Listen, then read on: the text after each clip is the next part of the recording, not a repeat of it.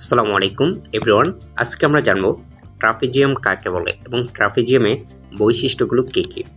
প্রথম আমরা ট্রাপিজিয়ামের সংজ্ঞাটায় যদি যাই, ট্রাপিজিয়ামের সংজ্ঞাটা হচ্ছে যে চতুর্ভুজে দুইটি বাহু সমান্তরাল এবং কিন্তু অসমান তাকে ট্রাপিজিয়াম বলে। অর্থাৎ এমন একটা চতুর্ভুজ যে চতুর্ভুজে দুইটা বাহু থাকবে সমান্তরাল এবং এগুলো থাকবে অসমান, অর্থাৎ একটার সাথে আরেকটা দৈর্ঘ্য মিলবে না, তাকে আমরা ট্রাপিজিয়াম বলবো। ট্রাপিজিয়ামের বৈশিষ্ট্যগুলো হলো যে এক জোড়া বিপরীত বাহু সমান্তরাল থাকে এবং ট্রাপিজিয়ামের এটাই হচ্ছে সবচেয়ে প্রধান বৈশিষ্ট্য, অর্থাৎ এক জোড়া দুইটা বিপরীত সমান্তরাল বাহু থাকবে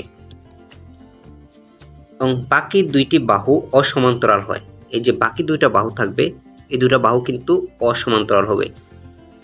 যদিও বিশেষ ক্ষেত্রে যেমন সমদ্বিবাহু ট্রাপিজিয়ামের যদি আমরা দেখি, তাহলে এই দুইটি বাহু সমান দৈর্ঘ্যের হতে পারে, তার কোণাগুলো ভিন্ন ভিন্ন হতে পারে। অর্থাৎ ট্রাপিজিয়ামের কোণাগুলোর মান সাধারণত সমান হয় না। অর্থাৎ আমরা যদি এখানে চারটা কোণের মান যদি তাকাই, কিন্তু এগুলো সাধারণত সমান হয় না। অভ্যন্তরীণ কোণের যোগফল 360 ডিগ্রি, কিন্তু কোণগুলো যদিও একটি কোণ আরেকটি কোণের সাথে সমান নয়, তারপরও এগুলোর অভ্যন্তরীণ চারটি কোণ যদি আমরা যোগ করি, তাহলে আমরা অবশ্যই 360 ডিগ্রি পাবো, যে কোনো চতুর্ভুজের মতোই। ট্রাপিজিয়ামের উচ্চতা অর্থাৎ সমান্তরাল দুটি বাহুর মধ্যবর্তী লম্বভাবে টানা দূরত্বকে ট্রাপিজিয়ামের উচ্চতা বলে। অর্থাৎ এই যে দুটি সমান্তরাল বাহু, এই দুইটা বাহুর মধ্যবর্তী উচ্চতাটাই বা দূরত্বটাই হচ্ছে ট্রাপিজিয়ামের উচ্চতা। মাঝরেখা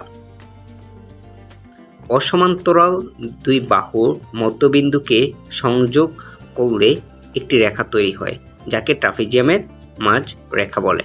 অর্থাৎ এই অসমান্তরাল বাহুর দুইটার মধ্যবিন্দু যদি আমি একটা বাহু দ্বারা যোগ করি, তাহলে যে রেখাটা পাবো সেটাকে আমরা মাঝ রেখা বলবো।